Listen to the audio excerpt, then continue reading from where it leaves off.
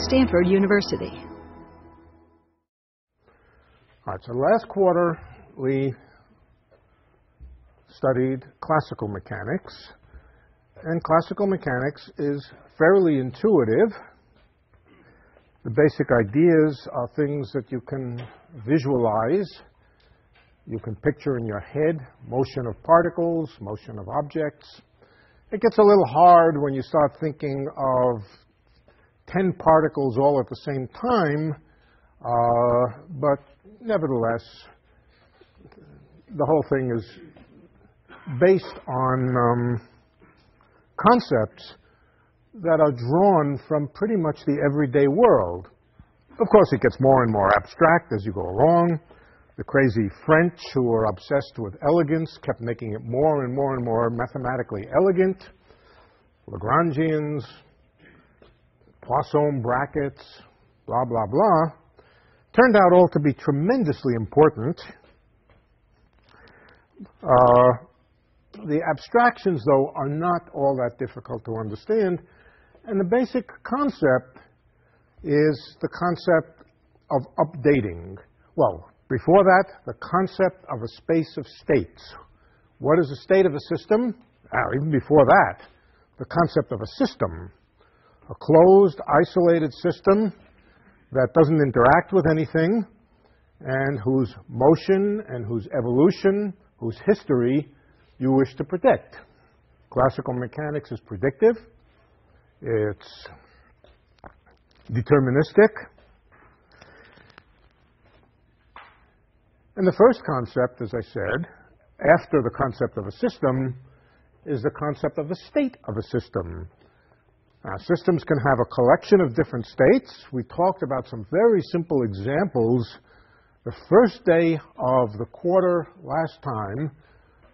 I just described for you the most elementary simple systems consisting of nothing more, for example, than a coin, heads and tails. The only states of the system are heads and tails. They form a mathematical set, the states. Two of them for heads and tails, 2 points, one space, 2 states. And we can draw them as dots. This one stands for heads, this one stands for tails. And, you know, it's easy to picture in your head. From there, we talked about equations of motion. Equations of motion or laws of evolution. For the simple, very simple system of a couple of points, heads, tails, we formulated some very, very simple possible laws of motion. The simplest being nothing happens. If you start with heads, you stay heads, heads, heads, heads, heads. If you start with tails, you stay tails, tails, tails, tails, tails. That was a very simple law of motion. A more complicated law of motion: if you begin with heads, you go to tails. If you begin with tails, you go to heads. And just oscillate back and forth. The basic idea is the idea of updating. If you know everything there is to know about a system at an instant of time, then classical mechanics, everything that there is to know, essentially means everything that's needed in order to predict the future. If you know everything that needs to be known, then classical mechanics consists of a set of equations which tells you how to update the state, given its value at any given time, how to go from one time to the next. That basic idea, for example, well, I don't think I need to describe the examples again. We described them at length last time. And that's extremely intuitive. In going from these very simple discrete examples to a world of continuous motion, indeed we have to abstract. We have to replace the idea of a small number of states, a small finite number of configurations, by an infinite number of configurations. For example, the motion of a particle along a line, we have to label the states by the points along a line as well as their velocities. And so it does get more complicated, but nevertheless, Classical physics consists of equations which tell you how to update the state at any given time, and it's completely deterministic. And as I said, easy to visualize, or at least by comparison easy to visualize, because it makes use of concepts from the ordinary world, which your brain is rather hardwired to be able to understand. Now, I always give a little sermon at this point, and I'm going to give it again. Probably you've heard it a dozen times, about the way one has to think about physics beyond classical physics, when you move past classical physics. I don't think it can be said enough, and it's so rarely said that I think I will say it again. And it's that once physics moves past the realm of parameters that has to do with ordinary experience, either objects which are so small that they're far beyond what ordinary physics is about, or velocities which are so fast that they're far beyond ordinary velocities, whenever we move out of the range of parameters that we're familiar with from ordinary experience, we inevitably run into things that we cannot visualize. Nobody can visualize the motion of an electron. You're just not wired for it.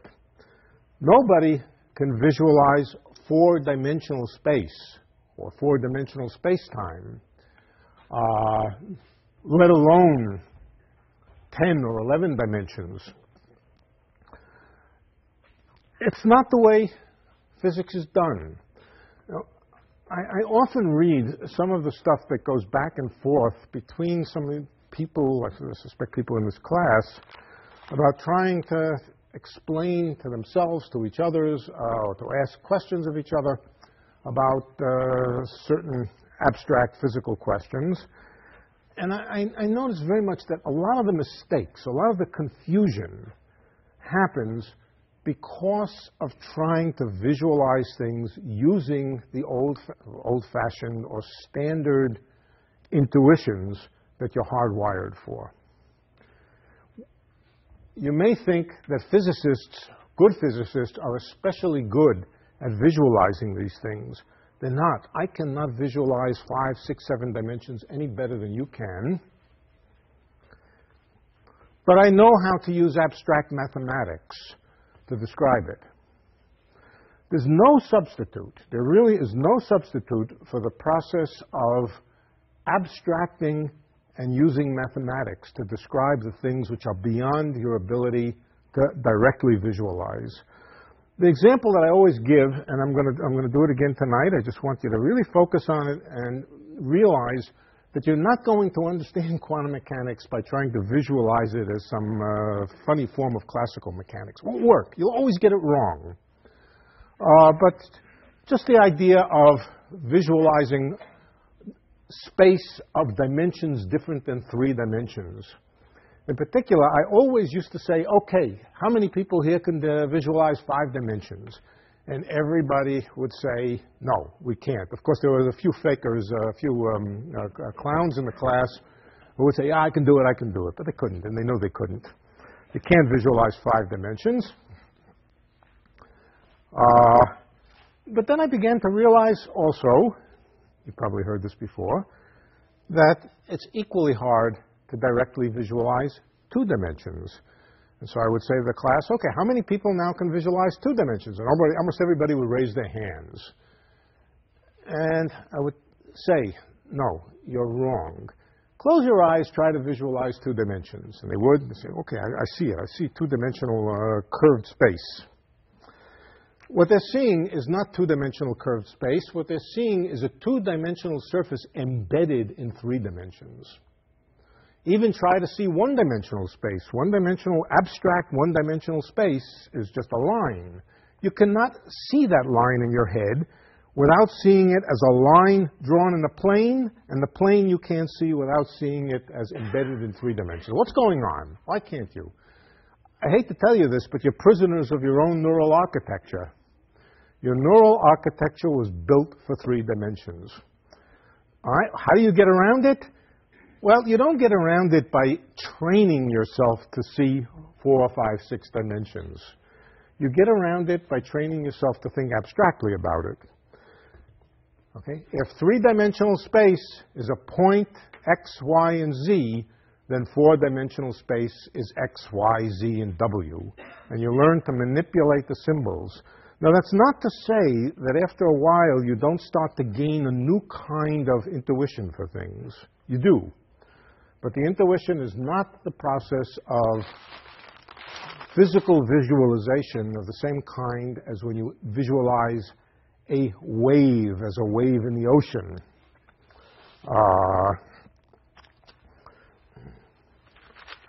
So I warn you about that. And I will tell you, quantum mechanics is about as abstract as anything can be. Well, perhaps things are even getting a little more abstract now. But again, quantum mechanics is about things that your evolutionarily developed neural structure is not prepared to deal with directly. Now, how do you deal with it? Abstract mathematics again. And relativity, it's also true of relativity. It's worse in quantum mechanics. Okay,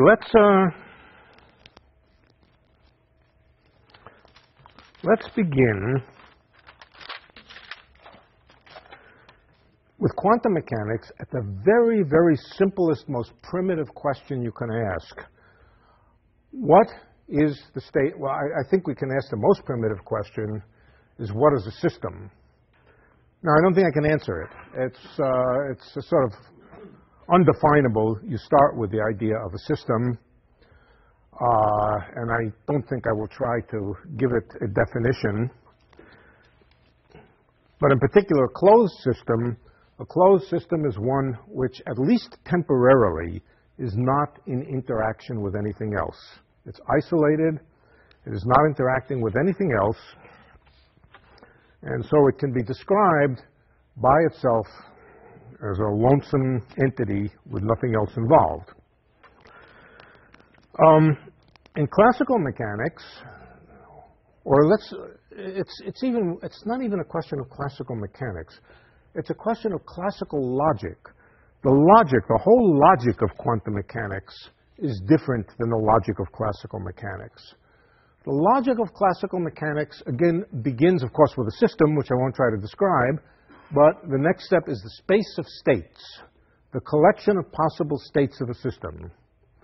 If the system is a discrete system like a coin or a die, you know, the six-faced die, it can have 6 states. Of course, a real die, a real genuine die in 3-dimensional space, of course, can be in all sorts of orientations. It has infinitely many states. But what I mean by a die now is I mean an abstract mathematical die whose states just consist of one of 6 numbers. Okay? The space of states is a set. 1, 2, 3, 4, 5, 6. This is the space of states of a die. This is the space of states of a coin. Now, again, an abstract coin which only has 2 states, heads or tails. This would be heads, this would be tails. The abstract space of a point particle moving along a line, what is that? Anybody know what that is? What's the abstract space of a particle moving along a line? Well, I'll remind you that the term is phase space. The space consists of the set of possible positions of the particles and the possible momenta, the possible velocities. And so, for a particle moving on a line, the possible states of the system form a plane, and the plane has a position, sometimes called Q, a momentum, sometimes called P, and every point on that plane is a possible state of the point particle moving along the line. But it's a set. In this case, it's a continuously infinite set of 2 dimensions, In this case, it just consists of 2 points. In this case, it consists of 6 points. And we can now start building some logical concepts for classical physics. For example, concepts such as or and and. What do they mean? Or and and are concepts which apply to collections of states. Let's consider a proposition. Proposition such and such. The proposition could be that the die is has a value which is even valued. Okay? That's a subset of the space of states. In fact, it consists of 3 of them, if I'm not mistaken. 3 odd, 1, 3, and 5, yes. And another proposition would be the die is odd. No, did I say odd? I said odd, even, whatever the other possibility is. That's another non-overlapping set of configurations. Let's take another case. Let's take 2 propositions, one of which, again, is that the die is odd, and the other proposition is that the die is less than or equal to 3. All right, so let's see. Here's 1, 3, 5. Here's 2, 4, 6. And less than or equal to 3 is this set over here. So now they're overlapping sets. And we can ask for concepts like and or. For example, the proposition that the die is both less than or equal to 3 and odd is the intersection of these 2 subsets. 1 and 3 is odd and less than or equal to 3. So there's a concept of and that's in this subset and in this subset. The mathematical concept is the intersection of 2 sets. Is the intersection of 2 sets, or the sets which satisfies both things, and that's the concept of and. Given 2 propositions, each proposition is a collection of states. The concept of and is intersection. What about the concept of or? Or becomes a concept of union. What set of states here either is less than or equal to 3 or odd? It's the inclusive or, incidentally. Inclusive or means it can be both. All right? That's not the intersection of the 2 sets. It's the union of the 2 sets. The union meaning everything in both sets. Everything in here is either less than or equal to 3, or it is odd, inclusively, with both being allowed. So the inclusive or translates into the union, and the concept of and is the intersection of sets. That's the logic of classical reasoning to a large extent. Here's a concept. 2 sets are completely non-overlapping, this one and that one. That simply means the and statement is false. There are no states in there for which both things are true. So there's a whole logic that is connected with the space of states being a set. And it's the logic of set theory. We're not going to do the logic of set theory, but it's important for me to tell you right now that the logic of quantum mechanics is different. It is not based on the idea that the state of a system is a set. The state of a system is something entirely different, and only in certain limits where systems behave classically does whatever a space of states of quantum mechanics, whatever it is, does it approximately reduce to the concept of a mathematical set. In fact, just to tell you what it is, it's a vector space. And we'll talk about that. All right, but before we start to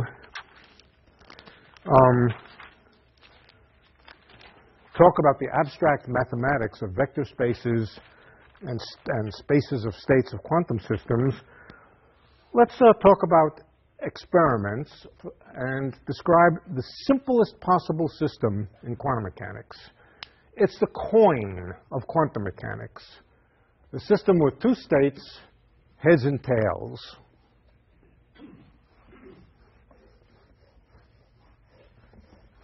We have to completely erase the blackboard and start over again. So we have some system, and whenever we measure that system, whenever we measure something or other about that system, namely the analog of whether it's heads or tails, we either get heads or tails. All right? Let's give that a mathematical notation. I'm not going to call it a coin. I'm going to call it a qubit. A qubit is a system which can have two states, and Q stands for quantum. The analog for classical physics is called a C-bit, classical bit, and it's simply the idea of a coin, heads or tails. We're going to see that a qubit is a much more interesting, well, complicated for sure, but a much richer idea, even though it only has, in some sense, two states. Okay, so the qubit. The qubit, when it's measured, we're going to talk about measuring in a moment, is either heads or tails. But let's describe it another way. Let's give it a degree of freedom, a mathematical degree of freedom, and I'm going to call that mathematical degree of freedom sigma. Sigma is a traditional name for the degree of freedom describing a qubit, and sigma can either take on the value 1 or it can take on the value -1. It's 1 when the qubit is heads, and it's -1 when the qubit is tails. And there's no more content in it other than heads and tails, but it allows us to start being able to write equations for something. We can also describe this another way, by a picture. I'm going to describe sigma equals 1 by an arrow pointing up, and sigma equals -1 by an arrow pointing down. No implication here of anything geometric for the moment, just a notation. A notation, three different notations, heads or tails, sigma equals 1 or sigma equals -1, and arrow pointing up and arrow pointing down. Okay, now let's imagine an experiment. An experiment involves more than just a system. It involves a second system, and the second system is called the apparatus. In classical mechanics, we never bother thinking too much about the details, unless we happen to be experimental physicists and really going to go into the laboratory and do an experiment. We sort of don't worry very much about, at least in a deep sense. We think the system can be described completely without ever worrying about how you detect it, how you measure it, or anything else. But in quantum mechanics, one cannot get away ignoring the concept of a apparatus. So let's introduce an apparatus. And I'll tell you what we're going to make a mathematically abstract apparatus. I'm not going to tell you how it works. It's a black box. It's a black box. We're going to call it A. A for apparatus. It's a box and it has a little window. Here's the window.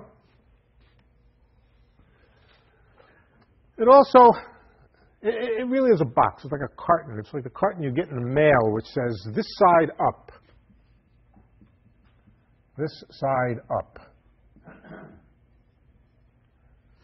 You want it to stand upright. Okay.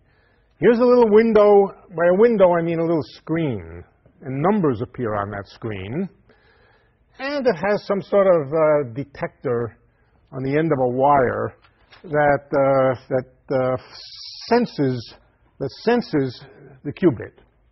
and it senses whether the qubit is +1 or -1. So you start with your qubit, and you don't know what state it's in. The experiment is to determine what state it's in. So the qubit begins in the unknown, not the unknown state, but unknown. We don't know whether it's 1 or -1. And we're going to do an experiment. The experiment, as I said, I'm not going to tell you how the detector works. It's not important for us. It's only important that detectors do exist. And we will talk later about the process of detection, but not for now. So it has a sensor over here. Bring the sensor over to the qubit, and what does it do? A number lights up in here, either +1.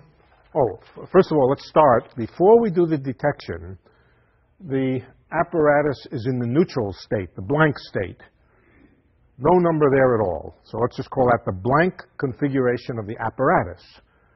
We take the apparatus over close enough to the qubit to interact with it, and if it's a good, faithful apparatus, it will then register a number here, and that number will either be +1 or -1. +1 or -1, depending on which way, whether it was heads or tails. That's the act of measurement. Now, you may or may not be there to look at the apparatus. This is a secondary. The apparatus has detected and recorded what has gone on here. So that's something that, in classical mechanics, of course, we do the same thing. There's nothing particularly quantum mechanical about this, but we tend never to think about it in formulating the basic principles of classical mechanics. Okay, so that's an experiment that measures the state of, or it measures whether sigma is +1 or -1. But we can also think of it as another way. We can think of it not so much as a measurement, but as a preparation of the system. Here's the idea. Supposing we, in fact, do measure sigma to be +1. Supposing that's the outcome of the experiment, then we can erase the one that it wasn't and start over. And then say, let's back off, reset the apparatus. Reset it means start it over in the blank state, and then redo the experiment again. Let's say we do it fast enough so that there wasn't much time for anything else to happen. What happens? What happens is that the detector records again, and if it's a good detector and the system hasn't had a chance to change very much, it will simply record the same number again. It will confirm the previous experiment. This is important, that experiments can be confirmed. Again, no difference between classical and quantum mechanics in this respect. We just emphasize it in quantum mechanics. Experiments can be confirmed. We can then do it again and again and again and again, and we will continue to get the same answer that we got in the first place. So one can say it a little bit differently. The first experiment, instead of saying that it determined whether it was heads or tails, we can say it prepared it in a state, which was, in this case, heads. After the first detection, it's now known to be heads. It has been prepared in the state heads. We can do the experiment over and over and over again and always get the same answer. All right, so a device that measures is also a device that prepares a system in a given state.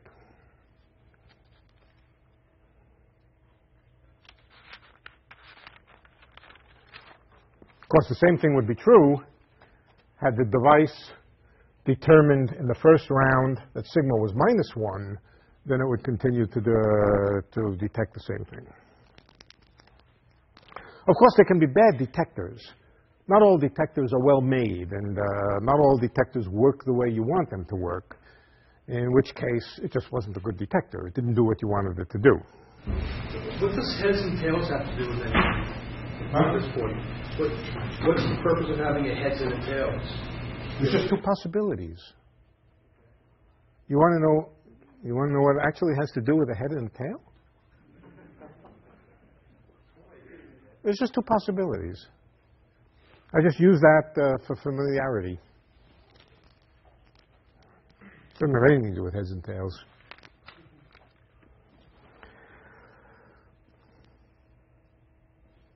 Okay, now we're going to do something new. We're going to do a new experiment. First, we're going to start with a preparation. The preparation determined that the spin was, or a spin, I call it a spin. I'm giving away, it is a spin. The qubit is in the state +1. All right? So the qubit, in the other notation, is an arrow pointing up. We've prepared it. We now know, we can do it a few times to check. But once we check it, we now know that this qubit is up, and if we continue to do it, we will continue to get the same answer. But now we're going to do something funny. After we've determined or prepared the qubit, we're now going to take the detector and turn it over.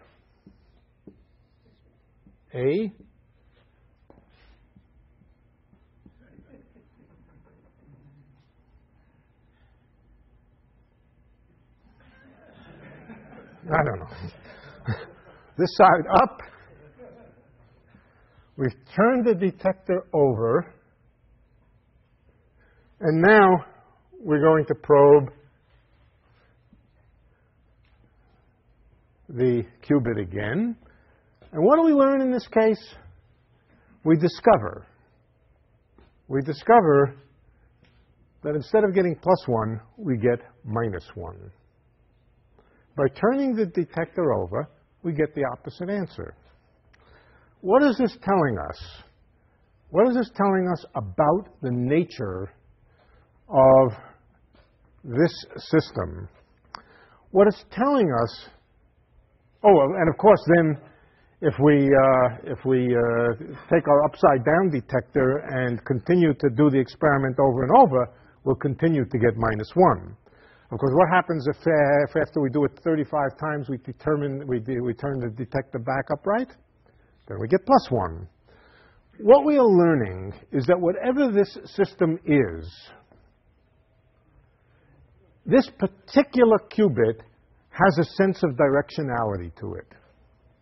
That when I drew it as up versus down,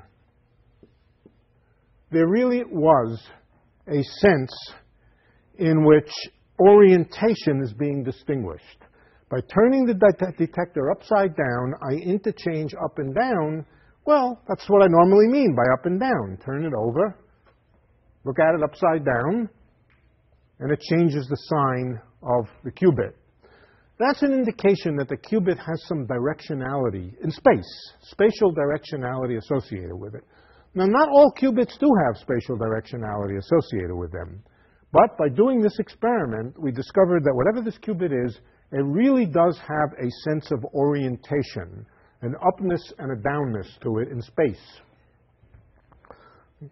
So that's a piece of interesting information. We might begin to suspect that it's a vector. We might begin to suspect that since it has a directionality in space, it's a vector. When it's pointing up, it's different than when it's pointing down. We can make, well, yes. All right, so that's the basic idea of a qubit which also happens to have a sense of directionality. It's like this pin, and our detector, when we measure it, either measures it up or measures it down. But now we're going to do something else. Here's what we might believe. Here's what we might believe. Given that the detector has an orientation to it, and it does have an orientation to it, there's a right side up and a wrong side up. In fact, in the detector, we might even think that there's something which is itself an orientation, something built into the detector which has an orientation in it. And you know what we might think? We might think that this detector is detecting the value of the component of a vector along the direction of the detector itself. So when the detector is right side up, and it detects this thing here, it's detecting the component of some vector in the plus direction. When you turn the detector over, it's measuring the component of the same object, except with respect to an axis which has been flipped. So you might start to think, this thing is a vector, this qubit. Okay?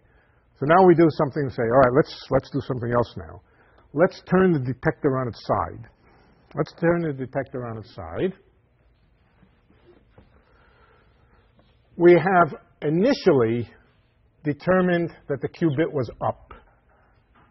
We've definitely made sure it's up. We've done it 1,000 times with the right side up detector, and we know for sure it's up. It's not down. Yeah. And now we take the sideways detector. This side up over here, with its internal arrow pointing in this direction over here. And what should we expect ordinarily? Ordinarily, we would say, well, if this thing is going to measure now not the vertical component of some vector, but the horizontal component of some vector, we know that that vector was pointing upward by the initial preparation. What should you get here? Well, what's the component of this vector along the horizontal axis? 0.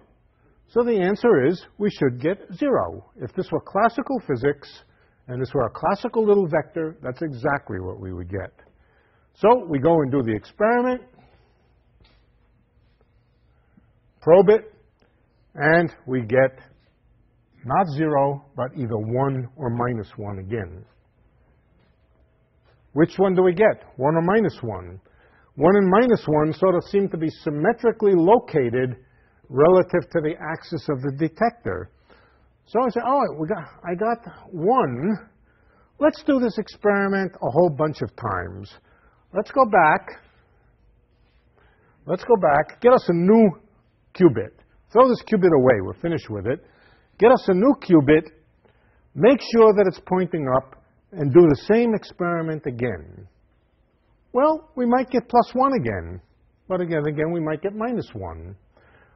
We do it many, many times, exactly the same experiment, with the qubit known to be pointing up, and we measure what we would have liked to think was the horizontal component of it, and we always get plus 1 or minus 1. Randomly. Randomly, but in such a way that if you do it a great many times, then the average value is 0. As many plus 1s as minus 1s. So you do it a great many times, and you find every single one of them is either plus 1 or minus 1, but on the average it adds up to 0. You said you threw the qubit away. What if you kept the qubit and looked at it again? Well, if you reoriented it and made sure it was up again, then it wouldn't matter whether it was a new qubit or not. If you look at the same qubit with the sideways and you look at it... Okay, so good question. All right, good. So let's go back. Good question. We started with a qubit known to be up. We made a detection and we got plus 1. The implication of that is the qubit is lying in the horizontal direction. Somehow we've detected a plus 1, but a plus 1 relative to a new axis. Not the original axis, but a new axis. Supposing we now take that same qubit, don't modify it, but do the same experiment over and over and over again. We will always get the same plus 1.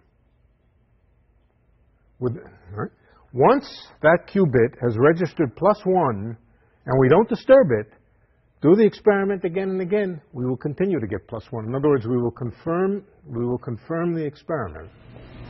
Yeah. The difference between the two actions that you projected from going from top side to the bottom side, that's 180 degrees flat, whereas the other is only a 90 degree flip. That's right. When I turn the detector by 90 degrees, I no longer have definiteness about the answer. The answer is random, but only the first time. Once I do it, and I determine whether the horizontal component is +1 or -1, then it's determined, and if I do the same horizontal experiment over and over again, I will continue to get the same answer. Okay? Well, then I could come back and say, okay, now having done that and been pretty sure that the horizontal component of it is in the plus direction, I can come back and turn my detector again. Guess what will happen? I will find a random result. Half the times plus, half the times minus. But again, once it's determined and I do it over and over and over again, it stays the same. Yeah. This is probably not important, but on your sideways detector, your arrows are, I think, going the wrong way. How so? They point from A. Maybe this was an A here. Yeah. This side up, I think. Okay. All right. Yes, you're right. You're right. Yes. That's interesting. Okay. So therefore, after having done this experiment and found out that I get a +1, I do it over and over and over a few times, I get a +1 each time. Let's say then I take the detector and turn it around by 180 degrees. What do I get? -1. But what happens if I only turn it by 90 degrees? Random. Right? But what random means, a particular kind of randomness, equal probability for up and down. All right? Equal probability for +1 or -1. And that means that if I were to do the same experiment, the whole thing over and over, perhaps with a whole bunch of different qubits. I have a whole reservoir of qubits over here, lots of them. I don't even know what direction they're in, whatever they're doing. And I take them one at a time, I subject them to the first experiment. If I get up, I keep them. If I get down, I throw them in the trash. At the end of the day, what I've gotten myself is a whole bunch of qubits known to be pointing up. Now I take one of them and subject it to the sideways experiment. I may get 1, or I may get -1. I record what I got. Throw it away. Go to the next one. Do the same experiment. I may get +1, -1. Record what I get.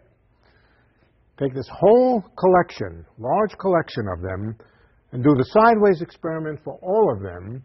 What will be the average result? 50%. 0.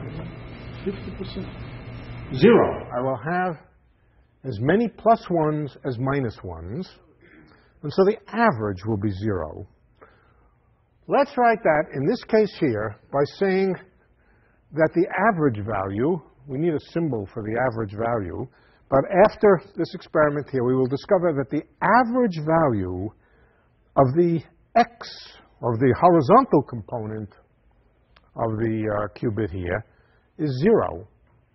Classically, if we would have created a little vector in the up direction and we measure the horizontal component, we simply get 0. In the real world of quantum mechanics, we always get +or -1, but in such a way that the average is 0. Is that true even if you don't throw away the ones that were measured to be -1? Yeah, actually, it's still true. Yeah, that's correct. Yeah. Yeah, the answer is yes. Yeah. In your description, either the detector or the qubit seems to have some type of memory to it. Some type of... Yeah, that's right. We're assuming that the law of motion of the qubit is that nothing happens to it, so it remembers when you detect it, and then you detect it again instantly after, it hasn't changed. Right, that's correct. Right. Now, later on, we're going to consider possibilities where during the intervening time between measurements, some interesting thing may happen. But at the moment, we're supposing nothing interesting happens in between. It's the analog of the classical coin whose law of physics was just nothing happens. We don't talk about collapsing a wave function. That's of course what's going on, but no, let's not talk about that yet. Let's talk about the operational things that we might do to discover the laws of quantum mechanics, and then we'll put some words on them, such as collapse of the wave packet. Okay. So things are funny. In some average sense, the horizontal component of something is 0, but in each individual instance, you only get +1 or -1. Now, let's go a little further. Incidentally, the same thing would be true if instead of turning the detector this way, we turned it this way so that the internal vector was pointing outward. It would still be true. Same thing. Okay, now let's do a little different experiment. Same setup to begin with, but instead of rotating the detector by 90 degrees, let's rotate it by 45 degrees. In fact, any angle. Let's not do 45 degrees.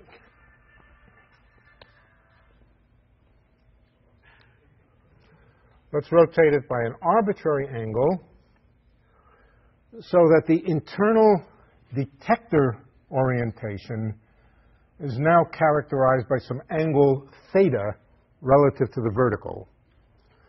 So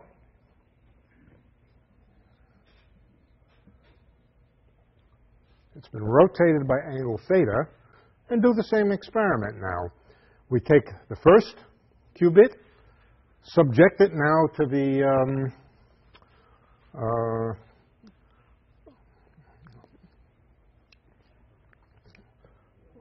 the detector oriented at angle theta.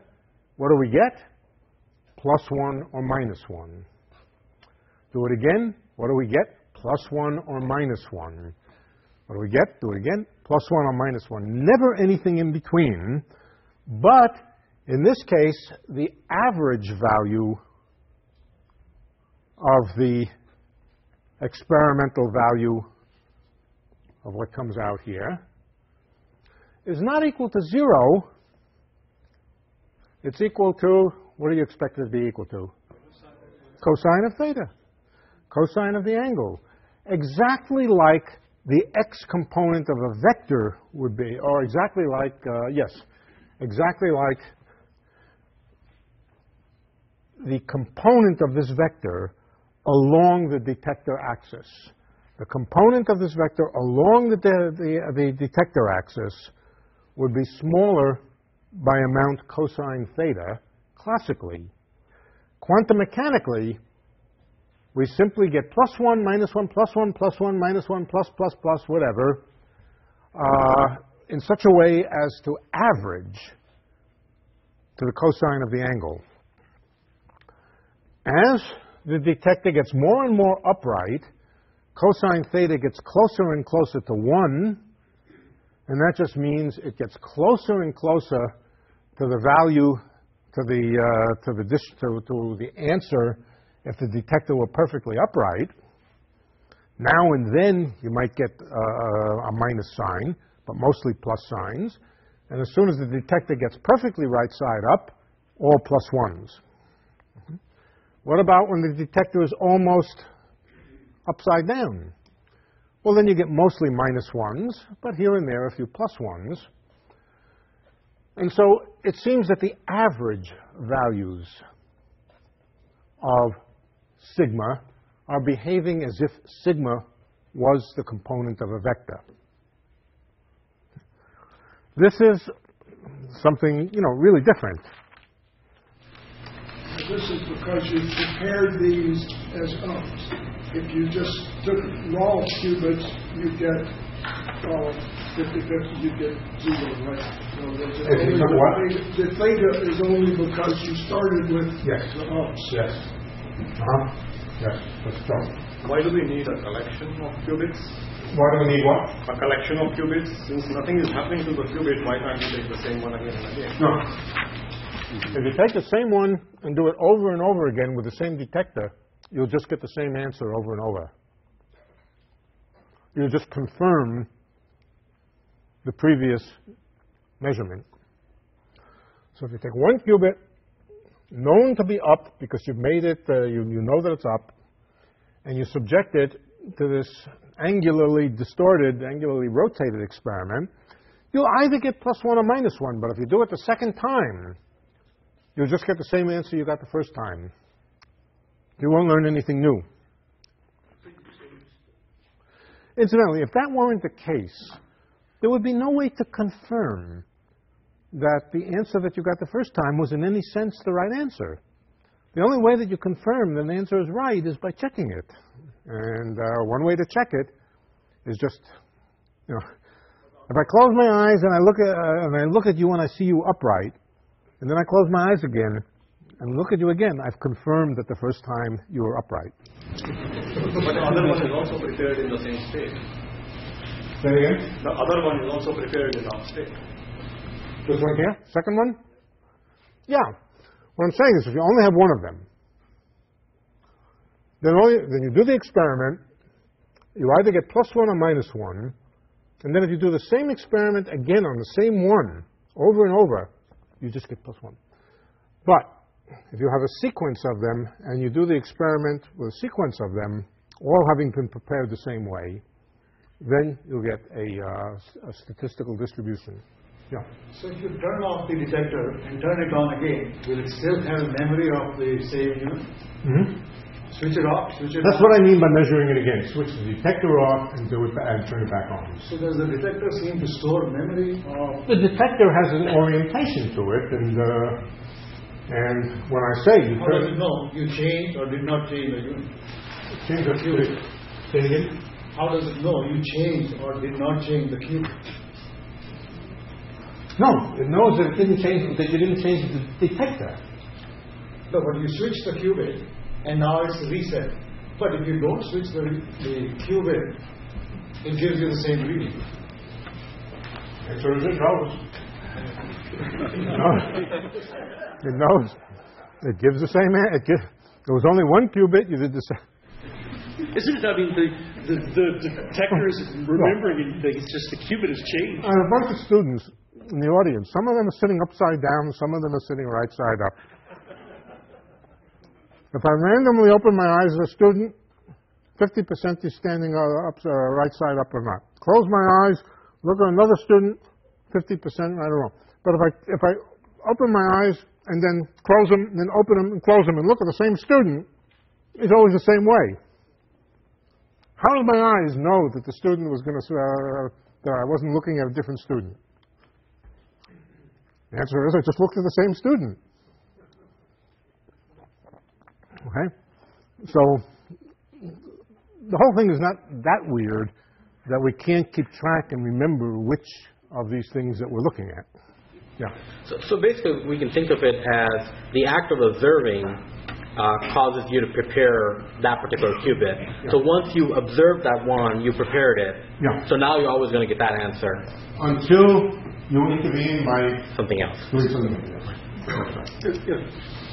If you change qubits but leave the measuring apparatus in the same position, you'll still get +1? Okay, so what are we going to do now?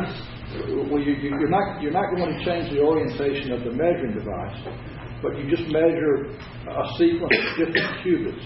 Are they always going to be up, +1 or -1? It depends. It depends on how they were prepared. Somebody might have given you a sequence of qubits which happened to be up, down, up, down, up, down, up, down. You might have gotten them from someplace. You got them from a qubit store where they didn't have good quality control. But if all of these qubits were prepared the same way, and identical way, and then you send them through here, they will continue to be identical. Right. Okay, so what this is telling us is there's something funny about the notion of the state of a system. It's not as clear-cut and not as simple as the state of either a coin, which is either heads or tails, or a little vector, which has components in different directions. But, for example, when you measure the component along an axis perpendicular to the known direction of the vector, you get 0. Not so. So there's something intrinsically different.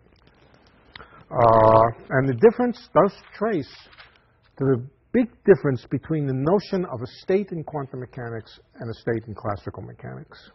At one point, you had here everything up +1. And then one by one you turned it, and some were +1 and some -1. Mm-hmm. And that each one you bring up, that which was -1, then becomes -1 back on the original. If you do the experiment, if you bring one down, and let's say that it's -1 down here. Okay. Then you turn the apparatus up again, and now you said it will be -1 from now on. No, not if you turn the apparatus. If you turn the apparatus. If you turn the apparatus, I thought you said if you turn your apparatus up, that if it had measured minus when it was turned, that it would stay minus when you turn the apparatus up. When you turn the apparatus, then you get a statistical distribution. Okay? When you turn the apparatus. Once you have the qubit that comes out of this apparatus, let's say it was +1. Let's say it came out +1. And now you take that qubit over here and you turn the apparatus back up again. Then you're going to get a random plus or minus. Then it'll be random when you turn it back up. Yeah. So in that way, then every time you turn it, it'll be random. Then with a random bunch of qubits. You'll end up with a random bunch of qubits. Yeah. Yeah. Now, it depends on the angle. If the angle is not too large, if the angle is small, then mostly you'll get pluses. Right, mostly you'll get pluses. You postulated a two-state system and then a detector, but what would be the difference in logic in saying your signal was a variable because your detector is a two-state system, which seems like you get the same output? Say it again. You postulated a two-state system, plus and minus 1. Yes. But then you have a detector that always produces plus and minus 1. If you postulated a variable to start with, your detector seems like it would still give you what your... The detector would still be what? It seems like you're really saying your detector is a two-state system that you can orient, and it doesn't seem to imply that state was... No, you're absolutely right that at some point we have to come back to this and say the detector is a system, and it has states, and understand the combined system as a quantum system composed out of two quantum systems.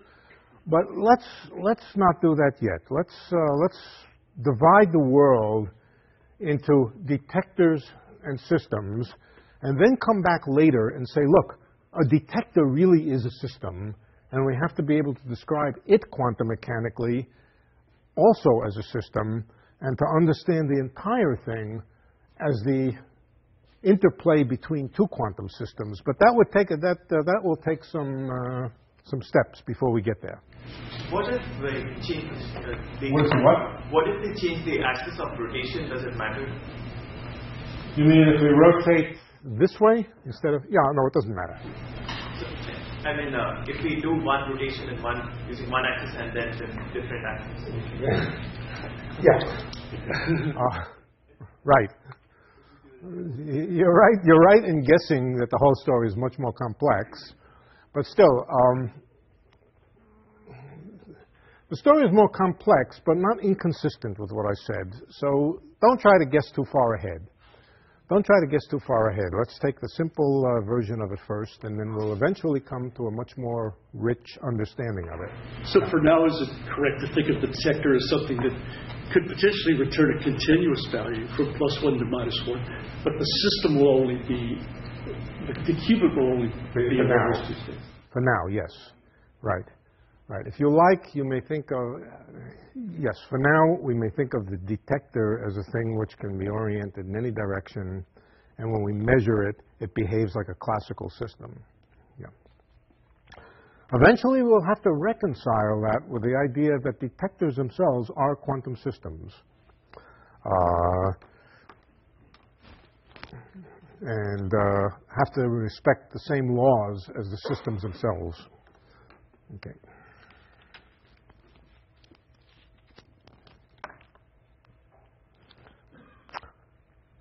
Okay, now I leave you with that to ponder now. And we're going to separate from this for a while and discuss mathematics. We're going to discuss the mathematics of the state space, or the space of states, of a quantum system. And as I said, it's not a set. It is not a set in the same sense that the set of configurations of a die is a set of 6 configurations. It's more complicated. All right, but we need some mathematics. We need some mathematics. We need some abstract mathematics. And the mathematics, as I said, is not the mathematics of set theory. It's the mathematics of vector spaces. Now, let's just discuss the word vector for a moment. You're familiar, of course, with the idea of a vector. A vector is an arrow pointing in a certain direction in ordinary space. And that's one concept of a vector. But there's a more abstract notion of a mathematical vector space. And mathematical vector spaces can encompass many, many kinds of mathematical objects, which are not necessarily pointers along an axis in space. I generally, when we get to this point, I generally make a new name, a non-conventional name that nobody else that I know of uses, for the notion of an ordinary vector in ordinary space. In other words, a thing pointing in ordinary space. I call it a pointer to distinguish it from the abstract mathematical concept of a vector. And we're going to talk now about the abstract mathematical concept of a vector. Don't think of it as pointing in three-dimensional space, ordinary three-dimensional space. We'll discuss in what space it points. All right. All right, so let's talk about vector spaces. A vector space is a collection of mathematical objects, just like numbers are a collection of mathematical objects. And numbers, just the real number axis, for example, is a vector space. It's a special case of a vector space. It's a one-dimensional vector space. Complex numbers are two-dimensional vector spaces. We're going to be talking about vector spaces of, for the moment, unknown dimensionality. And we're just going to write down a mathematical notation for an object in the vector space. And as I said, vector space is now just a name for a collection of mathematical objects. Completely abstract. A is a vector. And that's the notation for an abstract vector.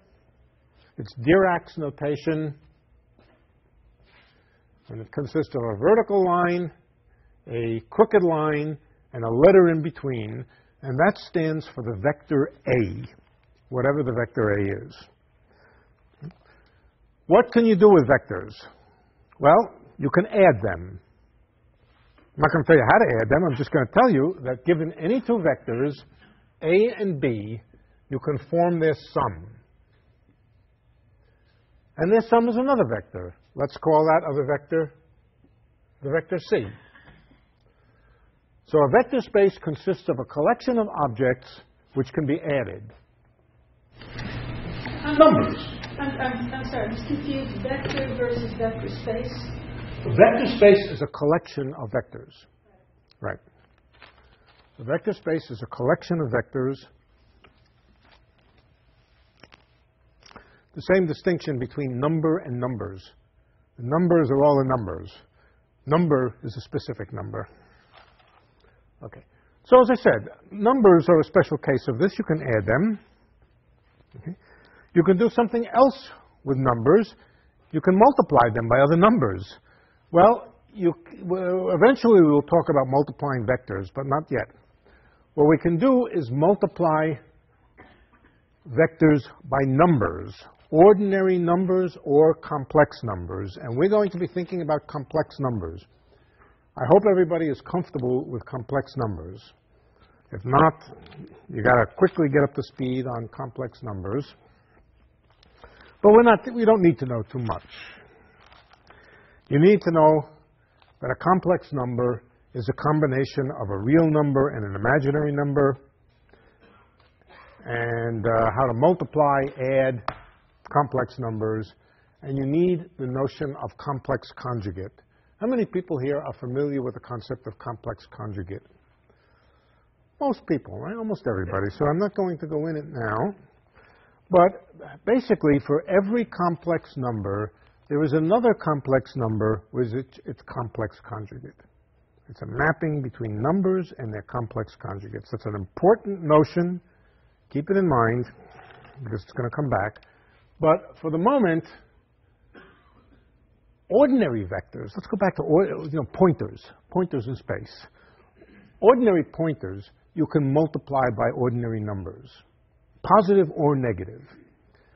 A pointer which is of a certain length in that direction, if you multiply it by 2, is just twice as long in the same direction. Multiply it by -1, it just becomes in the same direction except in the opposite, in the opposite direction. So, yes, you can multiply vectors by numbers. And in a complex vector space, we're now going to talk about complex vector spaces, you can multiply vectors by complex numbers. Now, do not try to picture this in your head as any kind of pointer in some direction. Just accept we're now talking about a mathematical abstraction where a vector, any given vector, can be multiplied by any complex number. I'm going to use, let's see, what shall I use for complex number? In my notes I used C, but I don't want to use C. Z. Z is a standard notation for, x plus iy is equal to z. So you can take any any vector, multiply it by any complex number, and it is still some, I'm not going to try to draw it for you. Stop trying to think about drawing vectors. If there is a vector and there's a complex number, you can multiply them, and it gives you some new vector. Let's call it, let's call it A prime. So you can multiply vectors by numbers, complex numbers. And that's about it. That's all there really is to a vector space. Any set of objects for which you can do this is a vector space.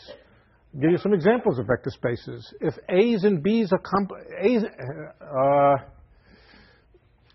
if A's and B's are just real numbers, then you can add them to make new real numbers. But you cannot multiply them by complex numbers and still expect to get real numbers. Okay?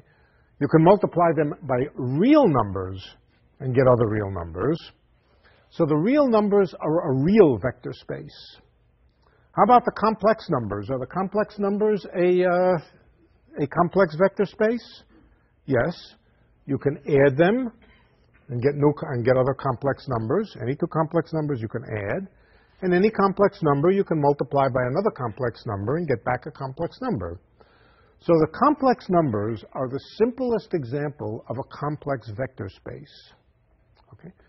Let me give you another example of a complex vector space. This one's incredibly complicated, but still pretty easy to write down. Take any function of a variable. Let's call it psi of x. Now, x may be an ordinary real variable. A function on a line. Function on a line, but it's a complex function on a line. It has a real and imaginary part. Complex function on a line. Can you add two functions and get another function? Certainly. So, functions, just functions, are things you can add to get other functions. Can you multiply a complex function by a complex number and get a complex function? Yes. Take any complex function, multiply it by a complex number, you get another complex function. So functions form a vector space. Now that's a complicated idea, and I don't want to get that complicated yet. So let's erase that from the blackboard. I'll give you another vector space, another complex vector space. Let's just make some symbols, a bracket, and put in entries, two entries into the bracket. And the two entries are themselves complex numbers, alpha 1 and alpha 2. Alpha equals a complex number, both alpha 1 and alpha 2. And alpha 1 and alpha 2 can be anything. The collection of such symbols is also a complex vector space. Here's the rule. Supposing you have two of them. Here's one, and here's another one. Beta 1, beta 2. And you add them. What does that mean? Definition. The definition of the sum of two, these are called columns. The sum of two columns like that is just to add the entries. Alpha 1 plus beta 1, alpha 2 plus beta 2. So given any two abstract symbols in which the entries are filled in with complex numbers, any two of them, alpha and beta, we can add them and get a third one. Okay. So, column vectors like this, little columns of two entries like this, satisfy the first rule. And the second rule is that if you want to take a column and multiply it by a complex number, all you do is multiply each entry by the complex number. You multiply each entry separately, and then you construct something which is just z times that. So just pairs of complex numbers like this form a vector space. It's a very abstract concept, but not very hard. How about triples of them? Sure. Right. So any length of column like that. Now, what you don't want to do is add a column of 2 to a column of 3. You don't have a rule for that. All right? So columns of different length form different vector spaces, completely different abstract vector spaces.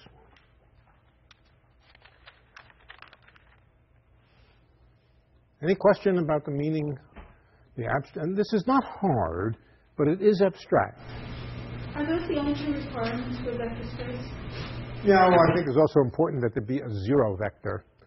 Zero vector is the unique vector, which when you add it to any other vector gives back the same vector. Right? I didn't feel like writing it down, but closure requirement, the general closure requirement, the result be closed under what? A particular space. Close under addition. I think right. And close under multiplication by. Which I think you've illustrated. Yeah, that's right. Is this the same as matrices? Is this the same as matrices? As a what? Matrix. Matrix. Yeah. This is a. Usually the term matrices, in this class in any case, will be reserved for square matrices. Square matrices are collections of numbers which form square arrays, as many rows as columns. But the general notion of a matrix can have different numbers of rows and columns, and the vector would be a matrix with only one column, in this case 2 rows. So yes, this would be a special case of a matrix, but in many contexts one reserves the term matrix for a square matrix. And I will use it that way. I will use the term matrix to mean a square matrix. So I didn't want to use that terminology. Okay, are you thoroughly saturated with abstract mathematics? This should be straightforward for you. Okay, now we introduce another abstraction. Another abstraction. Basically, it's the abstraction of given a complex vector space, the complex conjugate of the vector space. The complex conjugate of the vector space is sort of the space of complex conjugate vectors. Just like you can have for any number a complex conjugate, any complex number, there's a complex conjugate to go with it. So in that sense, the complex number system has a dual version, which is the complex conjugates of the original numbers. So do the complex conjugate vector spaces. And roughly speaking, the complex conjugate vector space, or the dual vector space, usually called a dual, is roughly speaking the complex conjugates of the original vectors. We'll make that more precise as we go along. But what it is a separate vector space whose elements are in one-to-one correspondence with the elements of the original vector space. So if there is a vector A in the original space, let's write it this way, then there is a vector in the dual, it's called the dual vector space, but as I said, it is more or less the complex conjugate, and it's written this way. It's just written as a backward Dirac symbol. We'll learn to call these things bra vectors and these things ket vectors, but no, this is the ket vector, this is the bra vector, but for the moment, they're just symbols. An example, if the vector space is just the space of complex numbers, then the dual vector space is just the space of complex conjugates of those numbers.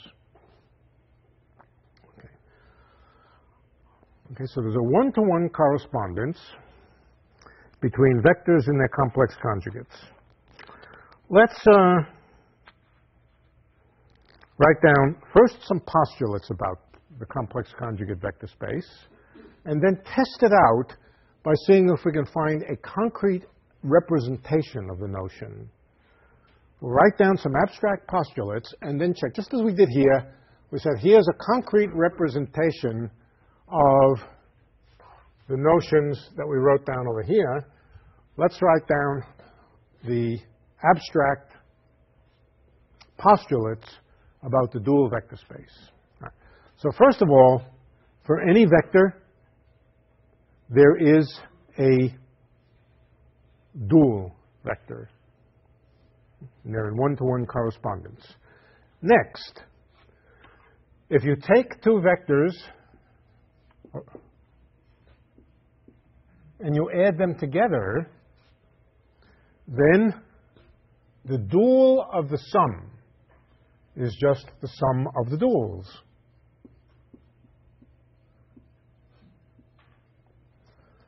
So if you take a vector which is made up out of the sum of two other vectors, then its reflection in the dual space is just the sum of the individual dual vectors. These are postulates. These are postulates, if you like, but they're not so obscure. The third assumption is that if you take any vector and multiply it by a complex conjugate, by a complex number, then its reflection in the dual space. Now, anybody want to guess? Of course, it involves the dual vector to A, but not multiplication by Z, but multiplication by the complex conjugate of Z, Z star. Z star is the complex conjugate of Z. This would be true of complex numbers. If you take a complex number and multiply it by another complex number, then the complex conjugate of the whole thing is the product of complex conjugates. That's all this is saying. So we think of the dual vector space as basically just a complex conjugate vector space, in some sense. Okay, let's see if we can make any sense out of this in terms of these column vectors here. Quick question. Yeah. Is A plus B the same as B plus A? Yes. A plus B is the same as B plus A. Good question. Yes, when you add vectors, and you can see that from here. I'm sorry. Somebody asked me, are there any other rules about the definition of vector spaces? And indeed there are. Among other ones, that may be all there is, that it doesn't matter which order you add them in. Yes. But you can see that here. The sum of two vectors is just given by numerically adding the complex numbers here. And of course, numerical addition of complex numbers doesn't matter which way you order them. Good. So that's a good point. Okay, so let's come back now to, let's put this up on top, and come back to this concrete, non-abstract representation of the complex vector space. Here we have a vector.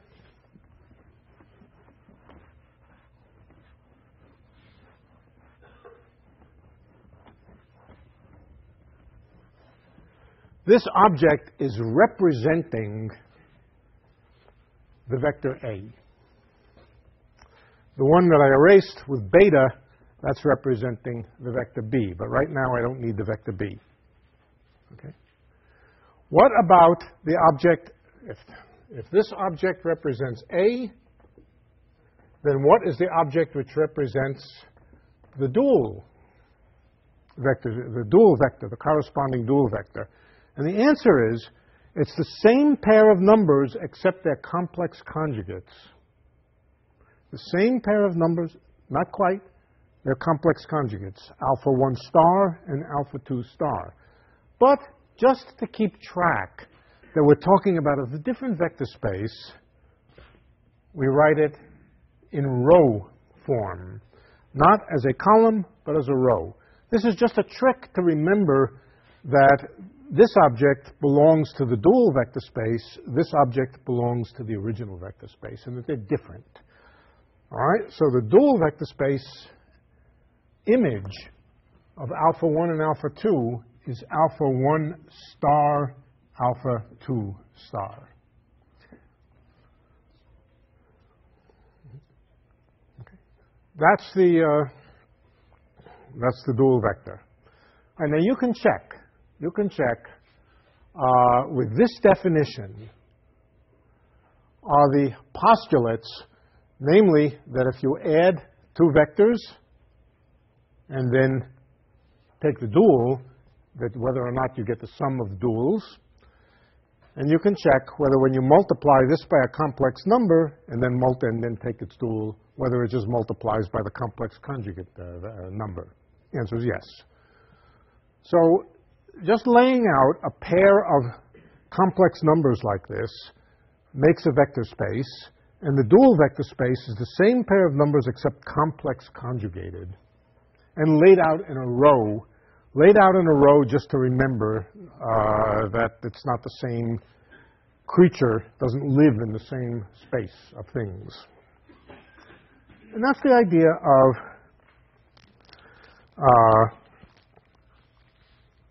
a complex vector space.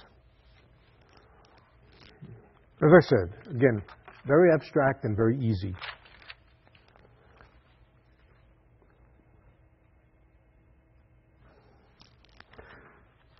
Final concept. Well, it's not the final concept, but the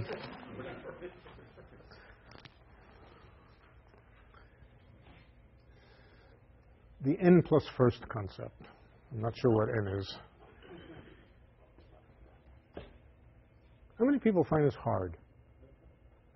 It's not very hard. How many people find it familiar? Quite a lot of people find it familiar. That's good. Those who don't find it familiar apparently didn't find it hard. That's also good.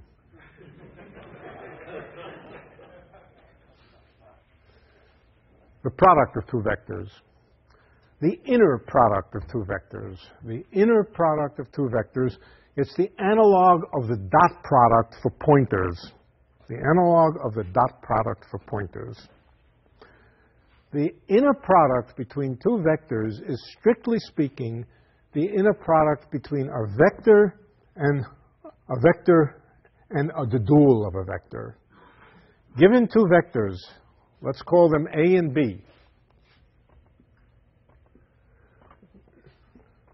One does not form the product of A with B, the inner product. Instead, one takes B and constructs its image in the dual vector space, and then takes the product of the vector A with the dual vector B. In Dirac's language, you take a ket vector and you multiply it by a bra vector, and when you do so, you make a bra ket, or a bracket. The bracket. The bracket, of course, is this thing over here, and the two together. I think this one is called the ket, and this one is called the bra. So it's a bra ket. Right. So the inner product of two vectors is really a product of a vector and the dual of a vector. Now, is it the same as multiplying the bra vector A with the ket vector B? Question. Is it the same to multiply the bra B with the ket A or the bra A with the ket B? And the answer is no.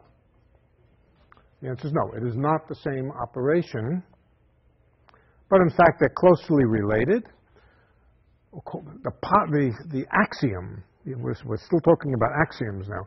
The axiom is that these two are related by complex conjugation. I complex conjugated A to go from the ket vector to the bra vector. I complex conjugated B to go from the bra vector to the ket vector. So if this is the product of A, roughly speaking, times B star, this is the product of B star times A. This is the complex conjugate of this. So another postulate, another axiom of complex vector spaces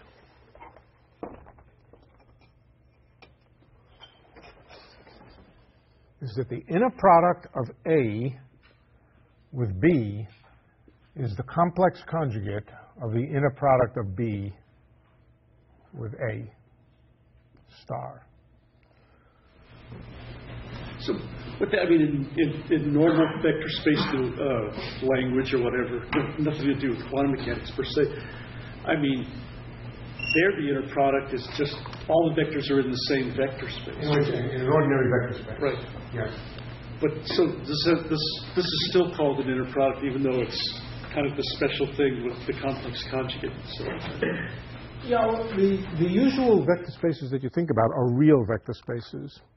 And for a real vector space, for a real number, there's no difference between the number and its complex conjugate. So the real vector space satisfies the same postulates, except it's, the complex conjugation is completely a trivial operation. But I mean, you could have a vector space where you take the inner product of two complex vectors, and it doesn't involve any conjugation. You just multiply them component-wise and take the sum. Right? Yes, you could. You could invent such things. Then, of course, the inner product of a vector with itself would not be real. That's okay. Who cares?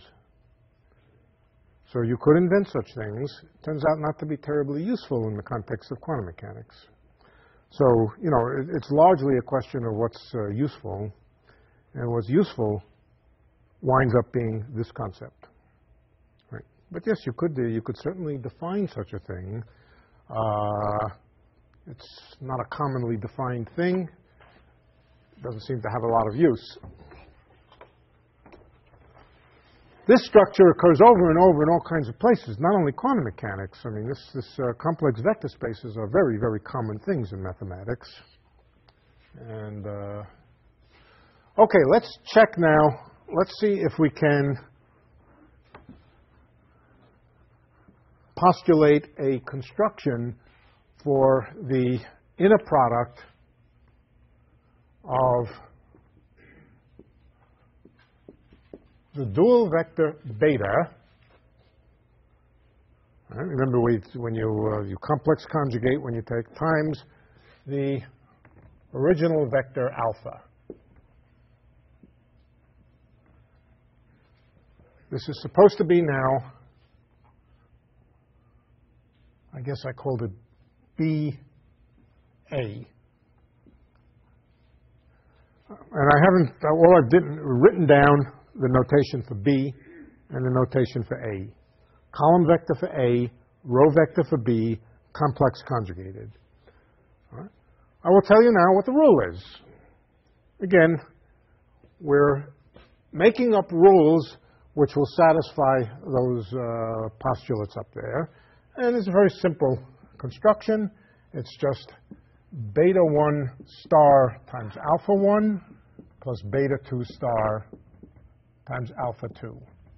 In other words, you take the first entry of the dual vector times the first entry of the vector alpha, add it to the second entry times the second entry. So it's actually just a generalization of multiplying beta times alpha, but it's also a generalization of the dot product. If you remember about dot products of ordinary vectors, you simply take the sums of the products of the components.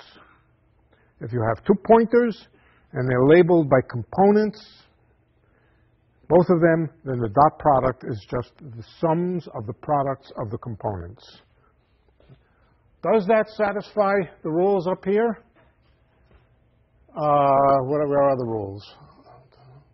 I think I must have erased a rule, huh? I did erase a rule. The rule was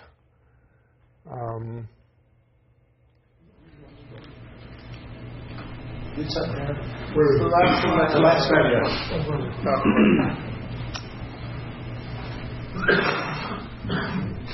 I lost it. Okay. What happens if you interchange alpha and beta, or A and B? Then this becomes alpha 1 star, alpha 2 star, times beta 1, beta 2, if I interchange them, and that's equal to alpha 1 star, beta 1, plus alpha 2 star, beta 2, and that's just the complex conjugate of this. It really is the complex conjugate. So interchanging alpha and beta, or A and B, really does interchange the value of the product and its complex conjugate. That's the notion of a complex vector space and an inner product on the complex vector space. Now, let's just take a couple of special cases of inner products. What about the inner product of a vector with itself, or a vector with its image in the dual space? Let's take the inner product of A with A. What do I know about that? Well, first of all,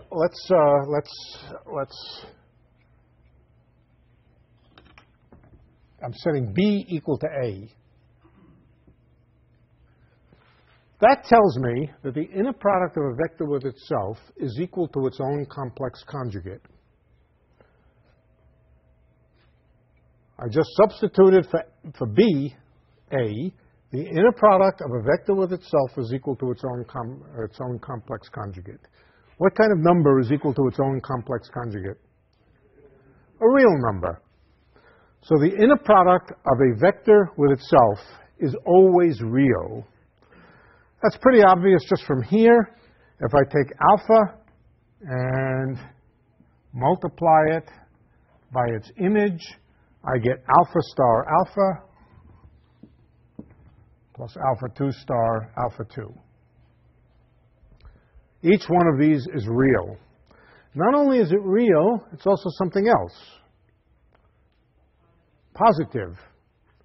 Alpha star alpha, a number times its own complex conjugate, is always positive.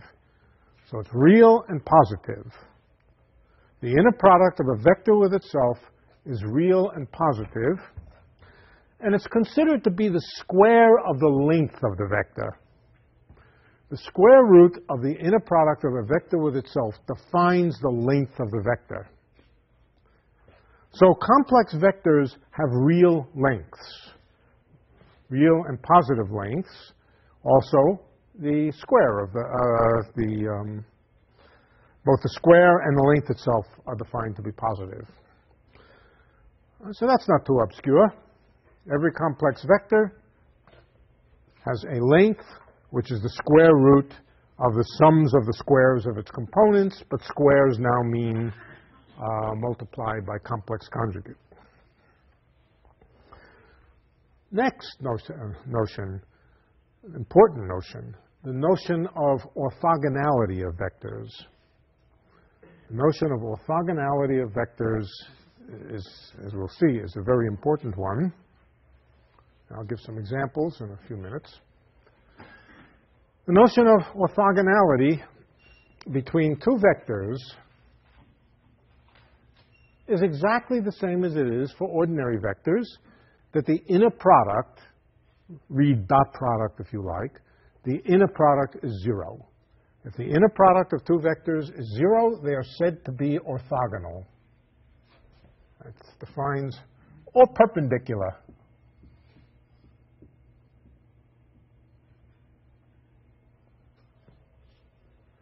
Okay, so two vectors are orthogonal if the inner product between them is 0.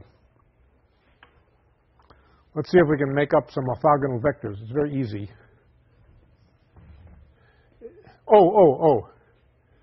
What about if I take the inner product the opposite order? It's just a complex conjugate of 0, but the complex conjugate of 0 is 0. So saying that two vectors are orthogonal, it doesn't matter which order you put them in. The notion of orthogonality doesn't depend on order, although the general idea of inner product does. Right, so now we have the notion of orthogonal vectors. In a real vector space, how do you define the dimensionality of the real vector space? Well, give me a definition of the dimensionality. There are many definitions, of course, but anybody have one? Number of entries in the vector? Yeah, but let's work in a more abstract way without yes, that's of course correct, but the maximal number of orthogonal vectors that you can find in the space. Okay? So if the vector space is two-dimensional, ordinary two-dimensional vector space, there are two mutually orthogonal vectors. You cannot find a third vector which is orthogonal to both of them. Right? So the maximal number of mutually orthogonal vectors in 3 dimensions, I've got 3 mutually orthogonal vectors. Now, of course, there are many sets of 3 mutually orthogonal vectors, but given 3, I cannot find a 4th one. Right? So a 3-dimensional vector space has a maximal number of 3 mutually orthogonal vectors, and the same is true, or the same definition, its definition, is true for a complex vector space.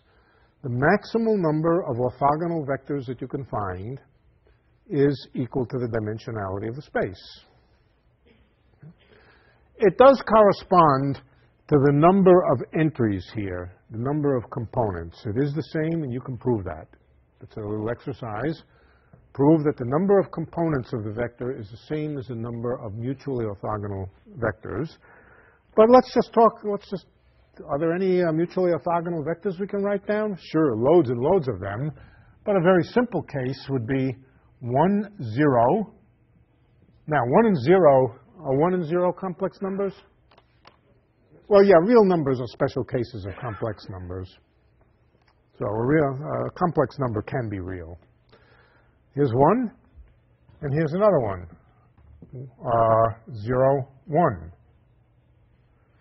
This one has a 1 in the first place. It has a 0 in the first place. This one has a 0, and you get the idea. The inner product is 0 times 1 plus 1 times 0. Okay, so the two vectors, or let's just write it in terms of column vectors. 1, 0, and 0, 1. 1, 0, and 0, 1 are orthogonal vectors. The inner product of this one with the dual of this one is 0. Right? That's because 1 times 0 plus 0 times 1 is just 0. So there are plenty of orthogonal vectors around, but in 2 dimensions, and this is 2 dimensions, once you've found 2 of them, you cannot find the third. So there's a little exercise. Prove that there can be no vector which is both orthogonal to this and orthogonal to that. That's not hard to do. It's very easy to do.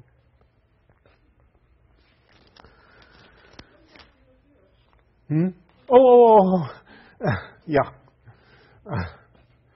Yeah. 0, 0 is always orthogonal to everything. Right. Yeah. Yeah. Right. So one should be careful and say the maximal number of non-zero orthogonal, mutually orthogonal vectors. Good point. Right. Okay. That's a mathematical interlude for tonight. Complex vector spaces. And the next time we will discuss how the space of states and what it means for the space of states of these simple qubits to be 2-dimensional vector spaces. Very, very different than saying that they consist of points in a set. The space of states is, in fact, a vector space. And then try to make contact with the mathematics of vector spaces and the strange things that are happening, or that seem to be happening here with these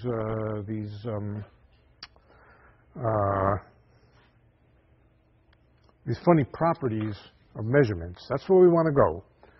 So we've done some physics, some experimental physics on this blackboard up there, and we've done some abstract mathematics over here. And next time we want to connect them and show what the abstract mathematics, how it represents or how it can be used to represent this unusual kind of logic of qubits. Strictly open patterns, is it going to be meaningful to define a multiplication operation where we create a 2-by-2 matrix, which would be beta 1 star alpha 1, beta 2 star alpha 1? You're asking, yes. The answer is yes. Yes, absolutely. We'll construct inner products, outer products, all sorts of products. Yeah. Yeah, that's right. The outer product of two vectors is a matrix. Yeah. Yeah. And of course, how do you represent it? The outer product of 2 vectors is represented this way. And it is a matrix, but we'll come to that. All the postulates apply to a vector space of functions, for example, as well. It is less obvious than... Yeah. A vector space of functions can be thought of as column vectors, but where the entries are continuous.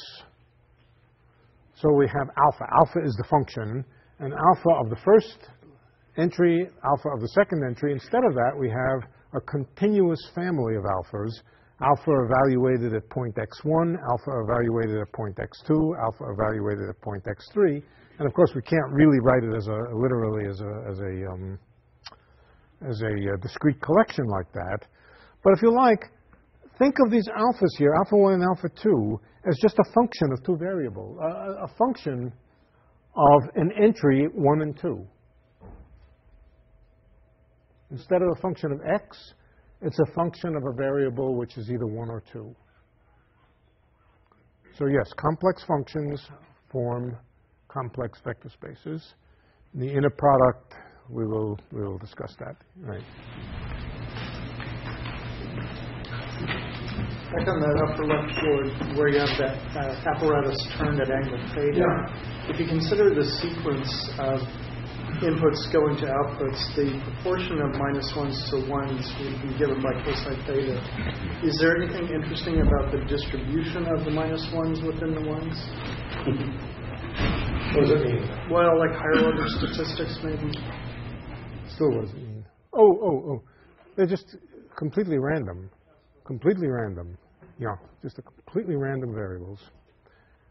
You're talking about the relationship between the different replications. A whole bunch of spins, and you subject them all to the same. And the question is, I think you're asking whether there are correlations between them. No, they're completely independent, uncorrelated variables. So still with the qubit experiment there, does it make sense to say that when you're measuring a qubit, you're affecting it, so you're actually preparing it in a new state? Yes. That's exactly right. Why the first time does something, and the second time it just keeps it. And that's a big difference between classical mechanics and quantum mechanics. In classical mechanics, you can measure something sufficiently gently to not affect it, to not disturb it. In quantum mechanics, whenever you measure something, you always disturb it. So this is an example of how measuring something disturbs it and puts it into a new state. And that's a good point, yes. Okay. For more, please visit us at stanford.edu.